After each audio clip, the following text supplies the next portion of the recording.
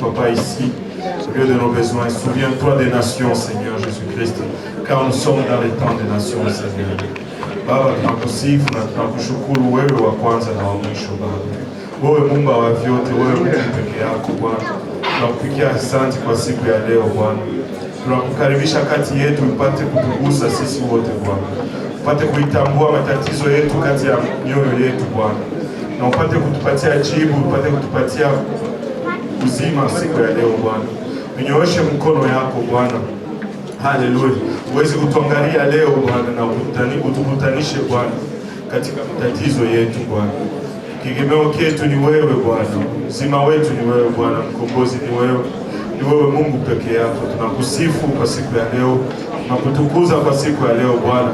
Na tunainyangula jina lako Bwana juu ya majina zote Bwana. Jina la Yesu tunakuomba leo. Haleluya. Au nom de Jésus, nous te prions aujourd'hui en te rendant grâce, Papa, pour nos nations, pour le peuple, pour nos familles, Seigneur. Reçois ton cœur de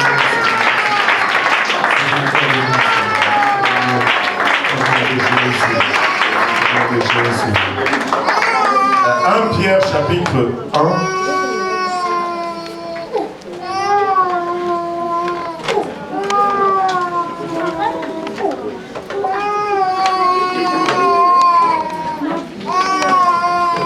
Du verset 10 plutôt, 1 Pierre chapitre 1 verset 10. On va lire le verset 9 aussi, à partir du verset 9. Alléluia. Si vous avez trouvé, dites Amen. Amen. Si vous cherchez encore, dites j'arrive. Bon, regardez à l'écran. Il est arrivé. Amen. Verset 9 nous dit, parce que vous obtiendrez le salut de vos âmes pour prix de votre foi. Prophètes qui ont prophétisé touchant la grâce qui vous était réservée ont fait de ce salut l'objet de leur recherche et de leur investigation. Voulant sonder l'époque et les circonstances marquées par l'Esprit de Christ qui était en eux et qui attestait d'avance les souffrances de Christ et la gloire dont elles seraient suivies.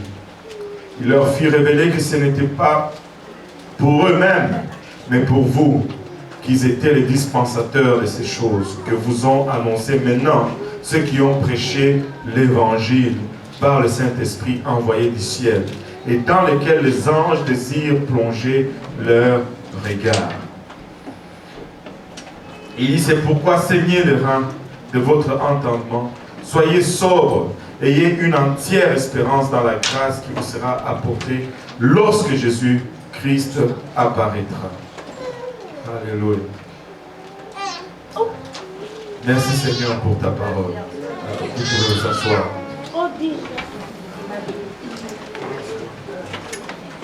Très rapidement, je n'ai pas beaucoup de temps, mais voilà. Si nous regardons le calendrier de Dieu, nous voyons quelque chose qui revient sur. On voit une espèce de doublement. On voit l'Ancien Testament, on voit le Nouveau Testament. On voit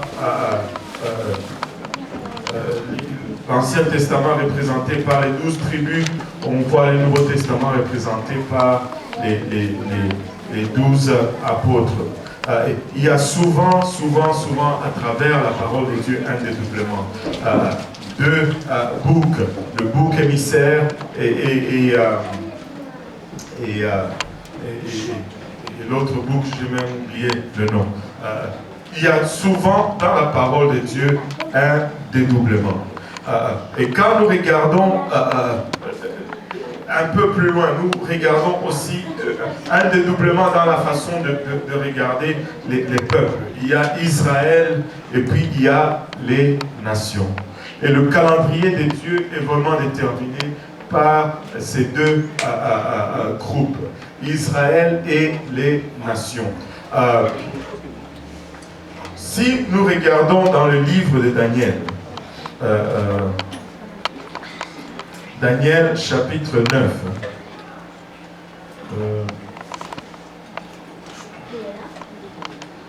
Daniel chapitre 9, nous allons le lire à partir du verset 9, plutôt du verset 20 Daniel nous dit ceci, je parlais encore, je priais, je confessais mon péché et le péché de mon peuple d'Israël. Et j'ai présenté mes supplications à l'Éternel, mon Dieu, en faveur de la sainte montagne de mon Dieu. Je parlais encore dans ma prière quand l'homme Gabriel que j'avais vu précédemment dans une vision s'approcha de moi d'un vol rapide au moment de l'offrande du soir. Il m'instruisit et s'entretint avec moi. Il me dit, Daniel, je suis venu maintenant pour ouvrir ton intelligence. Gabriel est venu pour faire comprendre certaines choses à Daniel. Gabriel est venu pour ouvrir l'intelligence de Daniel. Et il lui dit, lorsque tu as commencé à prier, la parole est sortie. Et je viens pour te l'annoncer, car tu es un bien-aimé. Sois attentif à la parole et comprends la vision. Daniel avait une vision dont il ne comprenait pas la signification. Mais Dieu envoie maintenant Gabriel pour lui expliciter la chose. Et l'ange commence à lui expliquer ce qu'il a vu. Et il nous donne ici une description ou un calendrier ou un programme de Dieu concernant le peuple d'Israël. Et ce programme nous permet d'ouvrir une porte à une meilleure compréhension sur ce que nous allons parler aujourd'hui, de la grâce qui nous est réservée, de ces choses qui nous est réservées, mais qui étaient cachées pour un temps. Il dit, 70 semaines ont été fixées sur ton peuple et sur ta ville sainte pour faire cesser les transgressions et mettre fin au péché, pour expier l'iniquité et amener la justice éternelle, pour sceller la vision et les prophètes et pour moindre les saints des saints. Au fond, il dit, il y a 70 semaines qui sont déterminées sur ton peuple. Et ces 70 semaines, après l'accomplissement de ces 70 semaines, sur ton peuple, les péchés vont être effacés de la terre. Et le Saint des Saints va être établi. Le Seigneur va être sur son trône, en d'autres termes.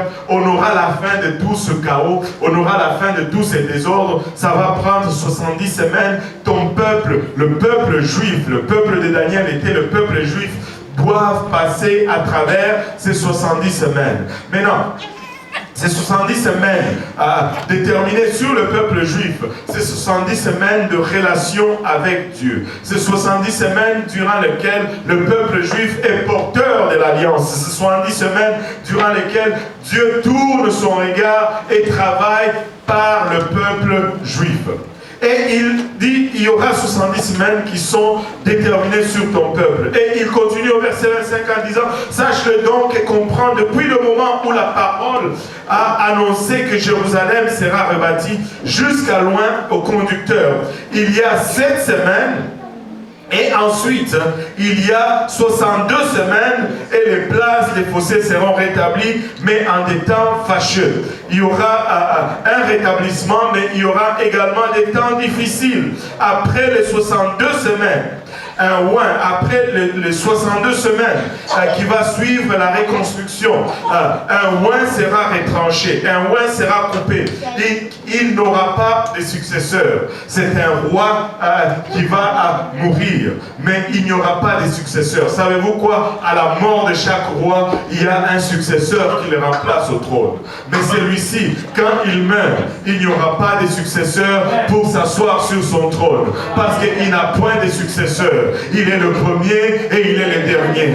Il est le commencement et il est la fin. Il est irremplaçable. Il est inégalable. Tu ne peux trouver d'égal à ce roi. Personne ne peut s'asseoir sur son trône. Il n'a point de successeur. Il n'a point de remplaçant. On nous dit aujourd'hui, oh, tel est le remplaçant du Fils de Dieu sur la terre. Laissez-moi vous dire que le Fils de Dieu n'a point de remplaçant. Alléluia. Gloire au nom de Jésus. Il dit, il sera retranché, mais il n'y aura point de successeur. Le peuple d'un chef qui viendra détruira la ville. Après cela, un peuple va venir et va détruire la ville sainte et le sanctuaire et le temple va être détruit et sa fin arrivera comme une inondation. Il est arrêté que les dévastations dureront jusqu'au terme de la guerre. Il se fera une solide alliance, etc., pour une semaine. Et là, au verset 27, on retourne, on va revenir au verset 27. Daniel est en train de dire, plutôt Gabriel est en train de dire à l'ange ici, plutôt à Daniel ici, 70 semaines sur le peuple d'Israël. Une semaine, c'est une période de 7 années. Amen. Une semaine représente une période de 7 ans. Il dit 70 semaines, c'est-à-dire 7 fois 70, qui est 490 ans. 490 ans sont déterminés, 490 ans de rapport et d'alliance et d'histoire de ton peuple avec Dieu, qui vont amener le rétablissement du trône de Dieu et la fin de tous les péchés. Et il dit maintenant comment ces 70 ans vont se dérouler. Il y aura d'abord cette semaine à partir du temps où on a dit que Jérusalem va être reconstruit. Parce qu'en ce temps-là, Jérusalem était détruite. Le temple était détruit. Daniel était en captivité à Babylone. Et si vous étudiez l'histoire, il va y avoir des expéditions. Naomi, Zorobabel, ils vont retourner à Jérusalem, ils vont rebâtir le temple, ils vont rebâtir le mur, et le peuple d'Israël va retourner pour redevenir encore un semblant de nation, si on veut être exact, dans la ville sainte ou dans la terre promise. Et cette période a duré 7 ans. Cette période a duré 7 semaines. 7 semaines, c'est 7 fois 7, ce qui fait 49 ans. Amen. Il dit après la reconstruction, il y aura une autre semaine une autre période de 62 semaines qui va nous amener jusqu'à ce que le oin soit retranché. Et quand le oin soit retranché, entre la reconstruction et la mort ou le retranchement du oin, il y aura 62 semaines. Tout le monde dit 62 semaines. 62 semaines. Alléluia. 62 fois 7, ça fait combien? Les matheux. 483, c'est ça? 62 fois 7. 434. 434 années qui se sont écoulées entre la reconstruction et la venue de Jésus-Christ et son temps à lui sur la terre. 434 années. Maintenant, si nous faisons 62 plus 7, non, 62 plus 7, vous aussi. 69. Non, 62 plus 9, 7. 69. Amen. Et 69 semaines. Mais Daniel, plutôt l'ange Gabriel avait dit à Daniel 70 semaines. Il nous manque encore une semaine. Jésus vient, le Messie vient, il est retranché, personne n'est assis ou ne peut s'asseoir sur son trône. Il nous manque néanmoins une semaine. Maintenant, cette semaine, Daniel nous la donne dans le verset 27. Il fera une solide alliance avec plusieurs pour une semaine. Après, il y aura un roi qui va faire une solide alliance avec plusieurs pour une semaine, et durant la moitié de la semaine, à la moitié de la semaine, il fera cesser le sacrifice et l'offrande. Le dévastateur commettra les choses les plus abominables jusqu'à ce que la ruine et ce qui a été résolu fondent sur le dévastateur. Oh, Daniel est en train, il nous dit, plutôt Gabriel est en train de nous dire ici, le 62 semaines, le 69 semaines vont s'écouler. Mais il y a un intervalle. Que tout le monde dise intervalle. Il y a un intervalle entre la 62e semaine, la 69e semaine et la 70e.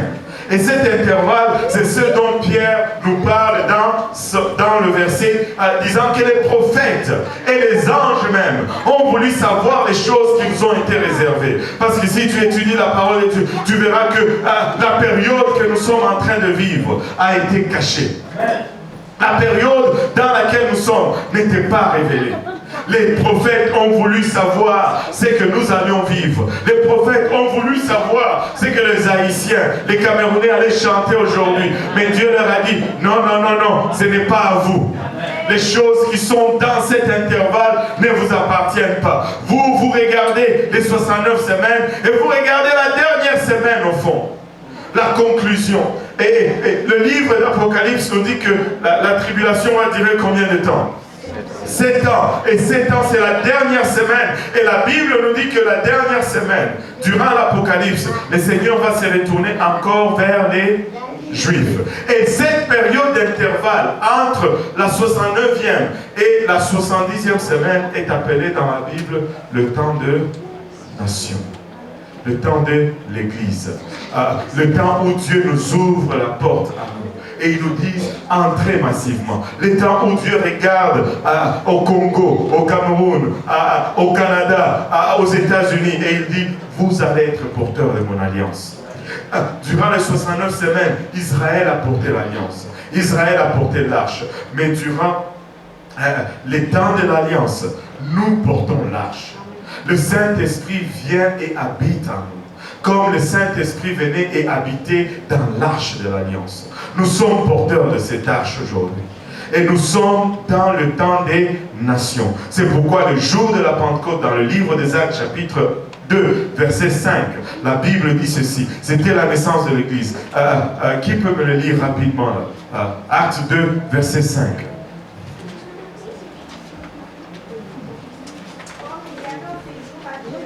Or, il y avait en ce jour à Jérusalem des Juifs, hommes pieux,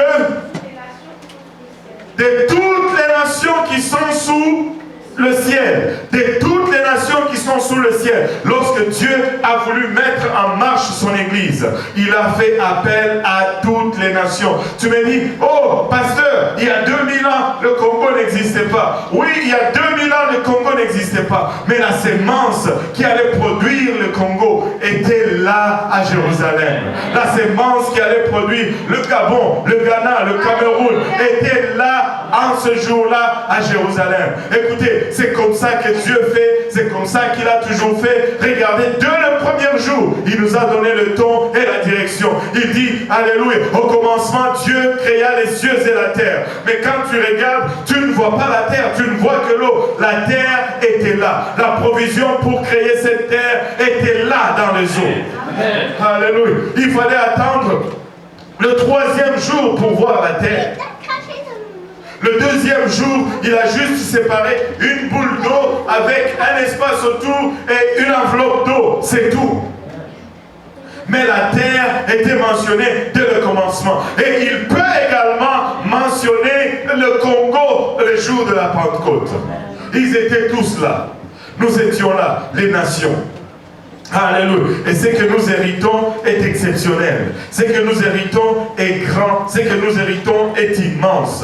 Amen. Rien de comparable. Alléluia. Rien de comparable.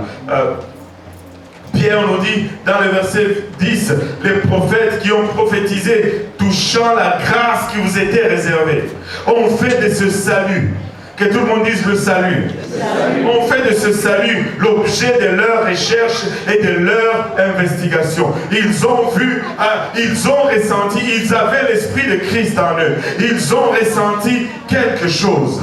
Ils ont ressenti quelque chose de grand. Ils ont ressenti quelque chose de puissant. Ils ont ressenti quelque chose de glorieux. Ils ont dit, mais c'est quoi, Seigneur? Qu'est-ce que ces gens vont avoir? Qu'est-ce que ces gens vont goûter? Mais il leur a été dit, ce n'est pas pour vous, laissez ça tranquille. Alléluia, ce n'est pas pour vous, laissez ça tranquille. Ils ont fait cela l'objet de leur investigation, voulant sonder l'époque et les circonstances marquées par l'Esprit de Christ qui était en eux et qui attestait d'avance d'abord les souffrances de Christ et la gloire dont elles seraient suivies. Ils ont vu les souffrances de Christ et ils ont voulu voir la gloire qui suivait cette puissance, ou cette souffrance plutôt. Il leur fit révéler que ce n'était pas pour eux-mêmes, mais pour vous. Que tout le monde dise pour nous. Que pour vous, qu'ils étaient les dispensateurs de ces choses que vous ont annoncé maintenant ceux qui ont prêché. Ceux qui ont prêché. Je ne vous ai pas entendu. Ceux qui ont prêché l'évangile. Oh mon Dieu. Nous ne pouvons pas nous défaire de l'évangile. L'évangile, c'est la puissance. L'évangile englobe tout. Si tu ne prêches pas l'évangile, tu n'as rien. Tu n'as rien. Il dit, il fut révélé, il fut révélé que ce n'était pas pour eux-mêmes, mais pour vous qu'ils étaient les dispensateurs de ces choses que vous ont annoncées. Maintenant, ceux qui vous ont prêché l'évangile par le Saint-Esprit envoyé du ciel et dans lesquels les anges désirent plonger leur regard. Écoutez, même les anges sont intéressés par ce que vous avez. Même les anges sont intéressés par l'évangile. Certains d'entre vous se disent, oh, j'aimerais être un ange. Comme ça, je vais être hyper puissant. Je ne vais pas prêcher, je vais voler, je vais faire ci, je vais faire ça. Mais les anges te regardent et disent, waouh, que j'aimerais seulement avoir l'évangile. J'aimerais être comme toi pour être récipiendaire de l'évangile.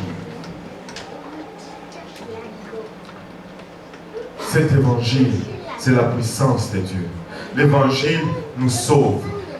L'évangile nous transforme. L'évangile nous garde. L'évangile nous donne la puissance. Nous sommes les nations récipiendaires de l'évangile. L'évangile a été révélé aux nations. La première fois que l'évangile a été prêché, toutes les nations étaient là. Ce jour-là, Pierre s'est levé et il a déclaré l'évangile. Et vous pouvez étudier votre Bible du commencement vers la fin. Plutôt, votre livre des actes, je devais dire. De le début vers la fin, les apôtres n'ont fait qu'une et une seule chose. Nulle part où ils sont allés, ils ont prêché la puissance. La puissance les accompagnait tout simplement pour attester de l'évangile. C'était des déclarateurs. Est-ce qu'on peut dire ça? C'est un mot qui existe. Des déclarateurs de l'évangile. C'était des annonciateurs de l'évangile. Ils vivaient pour l'évangile. Et quand on leur fouettait, ils disaient, nous sommes contents que nous sommes fouettés à cause de l'évangile. Quand ils étaient persécutés, ils disaient, nous sommes contents d'être persécutés à cause de l'évangile. Et quand ils enduraient des choses, nous endurons tout ce que nous endurons à cause de l'évangile. Parce qu'ils ont réalisé une chose. Sans l'évangile, il n'y a rien. Sans la repentance, sans le baptême au nom de Jésus-Christ, sans le baptême du Saint-Esprit avec l'évidence de parler en langue, tu n'as pas encore commencé. Et laissez-moi vous dire ceci. Quand on était à la conférence, plutôt au séminaire où on a été, il y a quelque chose de très bien qui a été dit et qui est illustré dans ce qui suit ici. Ils ont dit le salut. Nous ne devons pas transformer le salut en une comment on dit ça, un touchdown. Comment on dit ça en français, le touchdown? Toucher. Voilà. Bon, on va parler en termes que nous connaissons. En un but. À un but marqué. Quand quelqu'un s'est fait baptiser et obéit à l'évangile, ce n'est pas le but marqué. Ça, c'est le coup d'envoi. Ça, c'est la partie qui commence. Comme on dit chez nous, pour la cellule, on vient juste de lancer la partie. On vient juste de donner le coup d'envoi et le match commence.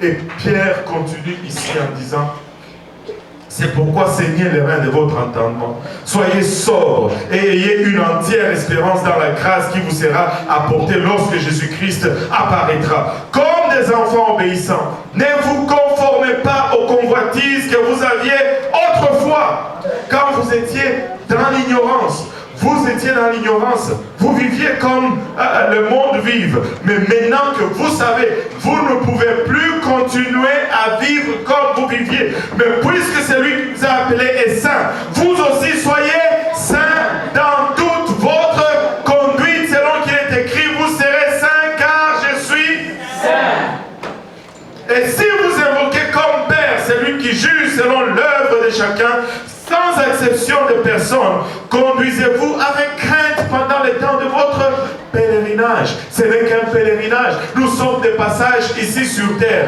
Si tu veux investir ici sur terre, tu vas regretter parce qu'un jour, on va te dire, tu pars.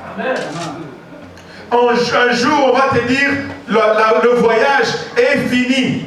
Nous sommes en pèlerinage, sachant que ce n'est pas par des choses périssables, par de l'argent ou de l'or que vous avez été racheté de la vaine manière de vivre que vous avez hérité de vos pères, mais par le sang précieux de Christ, comme d'un agneau sans défaut et sans tache, prédestiné avant la fondation du monde et manifesté à la fin de temps à cause de vous, qui par lui croyez en Dieu, lequel l'a ressuscité des morts et lui a donné la gloire, en sorte que votre foi et votre espérance reposent sur Dieu, ayant purifié vos âmes, en obéissant à la vérité pour avoir un amour fraternel sincère. Un amour fraternel sincère. Écoutez, nous devons nous aimer les uns les autres, sincèrement. Pas avec profit ou avec intérêt, sincèrement. Pas quand ça va bien, non, même quand ça va mal, sincèrement. Aimez-vous ardemment. Aimez-vous ardemment, c'est-à-dire aimez-vous avec ardeur. Tu dois aimer ton frère, tu dois aimer ta soeur. Aimez-vous ardemment, que ce que vous faites soit conduit par motif d'amour. Amen. Aimez-vous ardemment les uns les autres avec le quart de votre cœur, avec la moitié de votre cœur. Non, avec tout votre cœur, puisque vous avez été régénéré. Alléluia. Non pas par une semence corruptible, mais par une semence incorruptible, par la parole vivante et permanente de Dieu. Nous investissons pour la chair. Nous faisons beaucoup pour la chair. Tu sais, notre problème dérive toujours du fait que la chair prenne préséance sur l'esprit. Si l'esprit a préséance sur la chair, nous allons éviter plusieurs troubles. Il dit au verset 24, car toute chair est comme l'herbe. Wow! Toute chair est comme l'herbe, et toute sa gloire comme la fleur de l'herbe. L'herbe sèche et la fleur tombe. Mais la parole du Seigneur demeure éternelle. Et cette parole est celle qui vous a été annoncée par l'évangile demeure éternel. Écoutez, nous pouvons nous accrocher à ce que nous avons. Nous pouvons nous accrocher à l'évangile. Il n'y a rien d'aussi puissant que l'évangile. Prêchez l'évangile.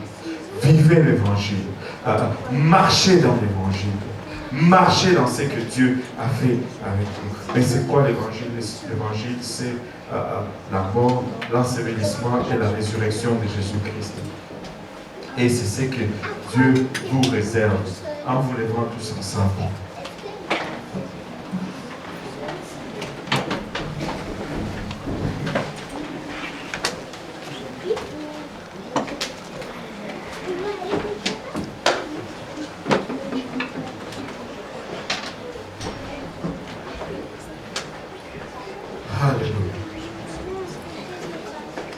L'évangile, c'est la mort, l'ensevelissement et la résurrection de Christ.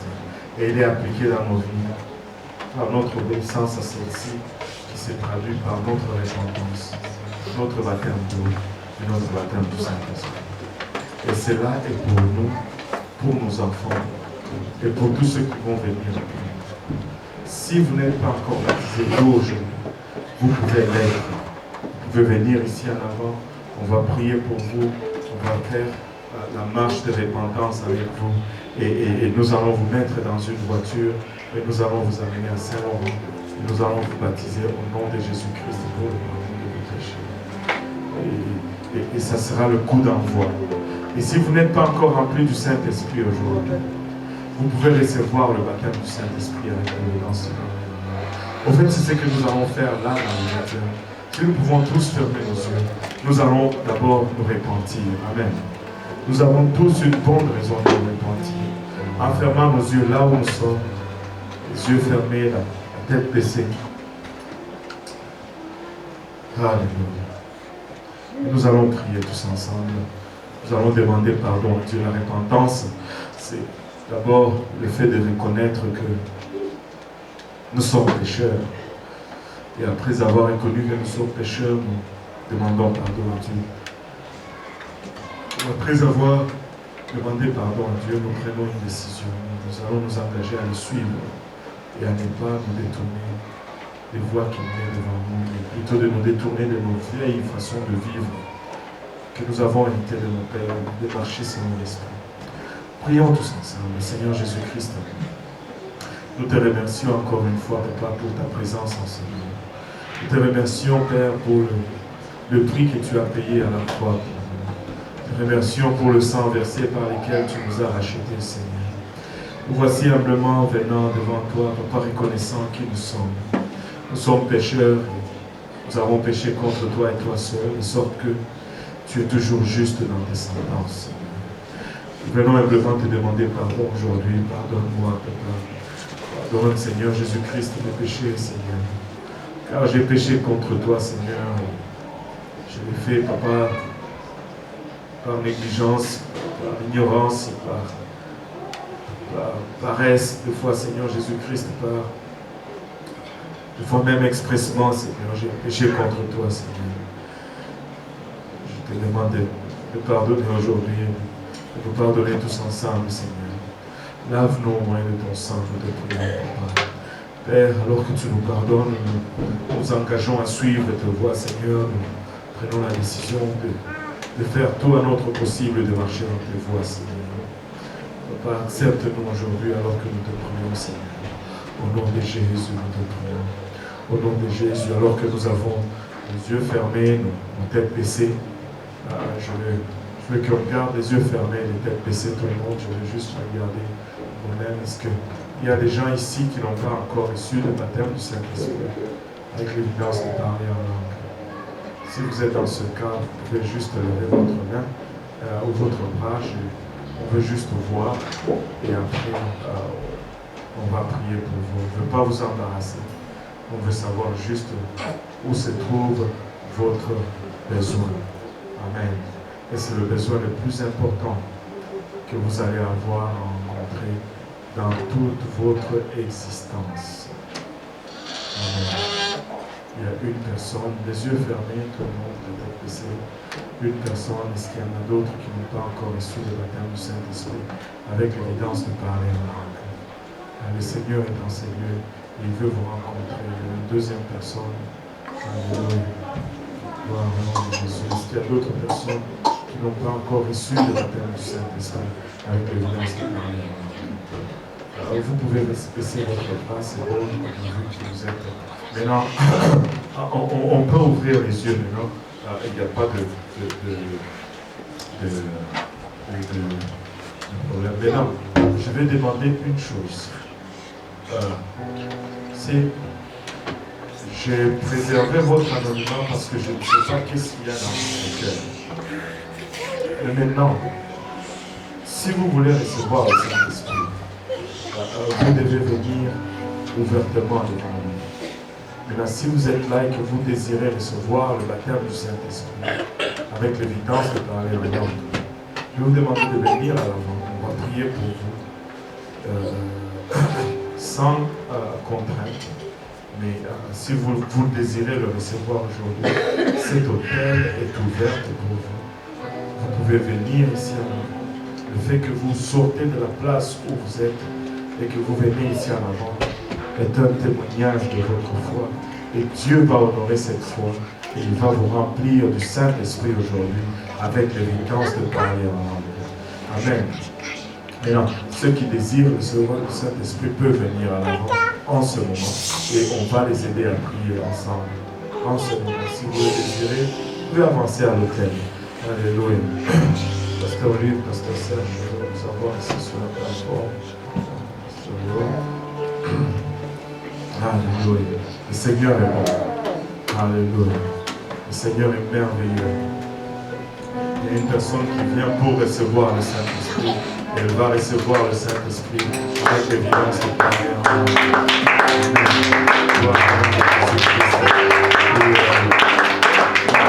Maintenant, je vais demander au reste de la congrégation de venir à l'avant si vous avez un besoin quelconque. Si vous voulez être renouvelé dans le Saint-Esprit, être touché encore. Alléluia.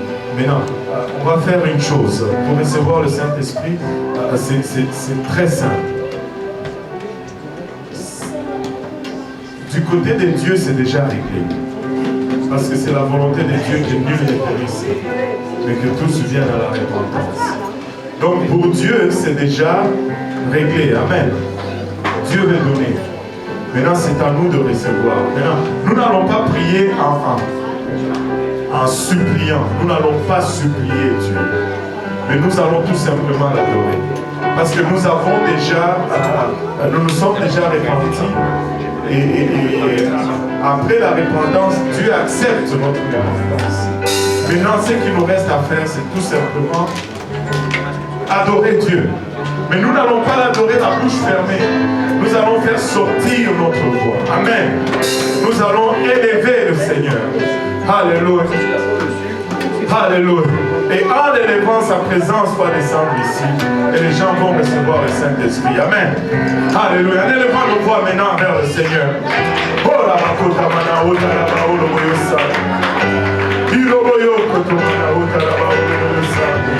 Seigneur, nous te rendons grâce, papa. Nous te rendons grâce éternelle. Nous reconnaissons en toi le maître de temps et le maître des circonstances, papa. Père, nous venons, papa, il a la chata, vers ton trône avec assurance, papa.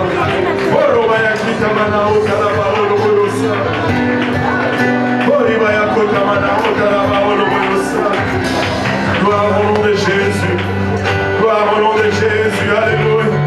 Gloire au nom de Jésus. Alléluia. Alléluia, Seigneur. De quoi nous ne savons pas comment l'adorer, mais juste le simple mot. Alléluia. Alléluia, Seigneur. Alléluia, Jésus. Si ces mots commencent à venir de nos entrailles.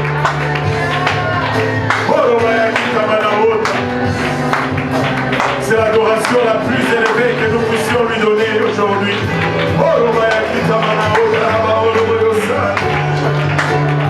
Gloire au nom de Jésus. Gloire au nom de Jésus. Tu laisses sortir ta voix. Car la main de Dieu est sur toi maintenant.